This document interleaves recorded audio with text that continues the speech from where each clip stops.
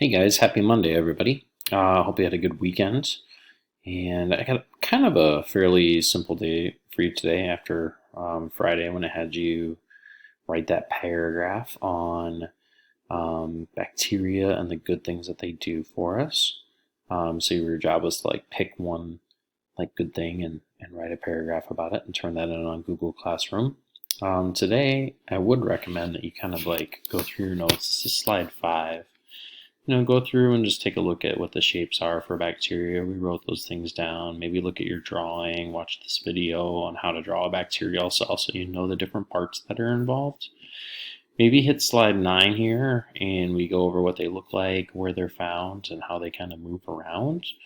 That would be an important slide. In fact, you can get all the information you need to know from slide 9 if you want. The ones that come after that were a big project that we're going to do, and I don't really see a way of doing that when we're working remotely. So then I had you guys do 17, which was watching that brain pop and writing down some good things about bacteria. And then I had you also do last week slide 18, which is about pathogens, the one that the bacteria that can get you sick in your immune system and how that works.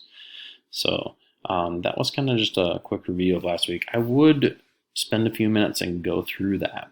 And then your job today, definitely go to Classroom to get all the links and everything, but one of the things I'm going to have you do is hop onto Quizlet, and there will be a link on Classroom for that.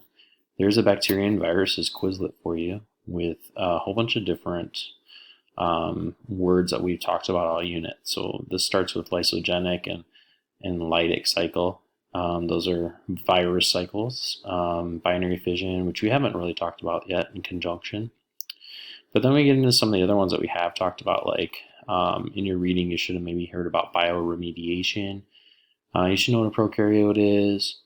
You should know what a vaccine is. You should know the different shapes of bacteria. So I would spend some time here, go through, take a look at some of these words, spend a little bit of time doing that. Okay. And then once you've kind of reviewed, I do have a quiz for you. And it looks really simple. That quiz will be found on Google Forms. It's bacteria. It's in lock mode, so you'll need your Chromebook.